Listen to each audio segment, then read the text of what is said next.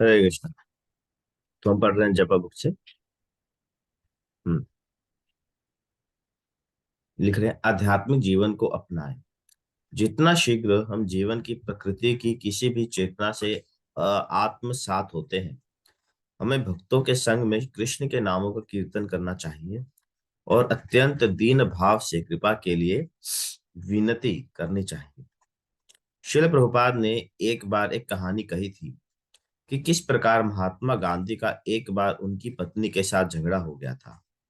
उन्होंने अपनी पत्नी से बाहर चले जाने को कहा और कहा कि फिर कभी वापस नहीं आए। कुछ समय बाद उन्होंने अपने द्वार पर धीमी दस्तक सुनी। उन्होंने द्वार खोला तो पाया कि उनकी पत्नी सामने खड़ी थी। उन्होंने क्रुद्ध स्वर में कहा, मैंने तुम्हें जाने के लिए कहा था। उनकी पत्नी ने नम्रता से कहा, मेरे पास जाने के लिए अन्य कोई स्थान नहीं है। हमारा पवित्र नामों के प्रति ऐसा भाव होना चाहिए। हरे कृष्ण। तो यहाँ पर उस प्रश्न का अंत हो रहा है। तो काफी लंबा ये चला इसका उत्तर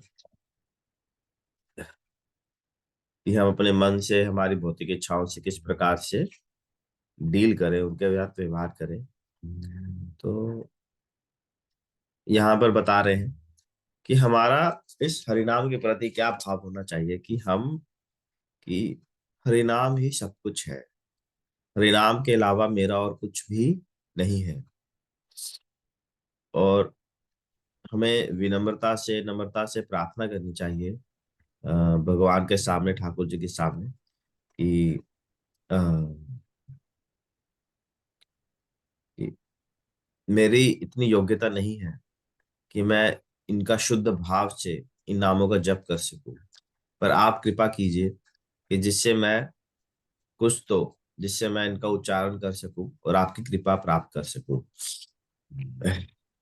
क्योंकि जो हरिनाम है ये सिर्फ और सिर्फ भक्तों की और वैष्णवों की कृपा से ही हमें मिलता है।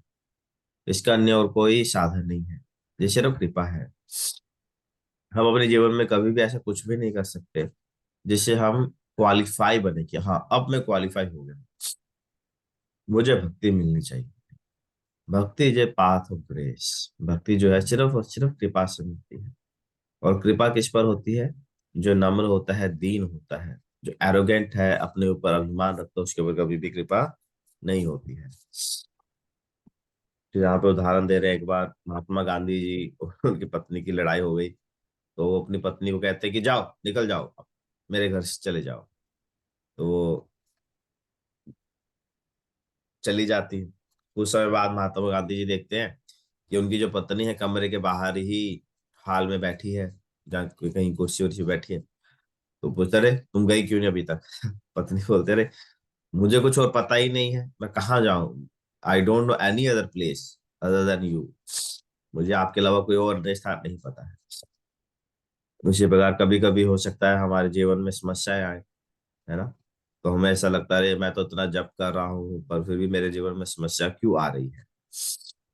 तो ऐसा हो सकता है और होगा भी। तो उस समय हमें हरिनाम का सहारा नहीं छोड़ना चाहिए। हमेशा हमें नम्रता से हरिनाम से ही प्रार्थना करनी चाहिए कि आप मुझे शक्ति दें। आप ही शक्ति दें आपका नाम जप करने की। और इसके अलावा और किसी अन्य आश्रय की ओर नहीं जाना चाहिए।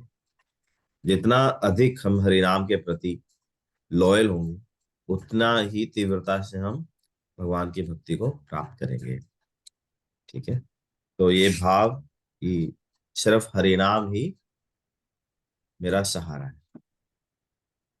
ऐसा एक बहुत ही सुंदर भजन है ना, मेरा कोई ना सहारा बिन तेरे, नंद लाल सावरिया मेरे। मेरा कोई ना सहारा बिन तेरे, नंद लाल सावरिया मेरे। ओके। हरे कृष्णा। आज ही समाप्त करते हैं। आज है 31 मार्च, रविवार। और आज का प्रभुपा जी का कोट है,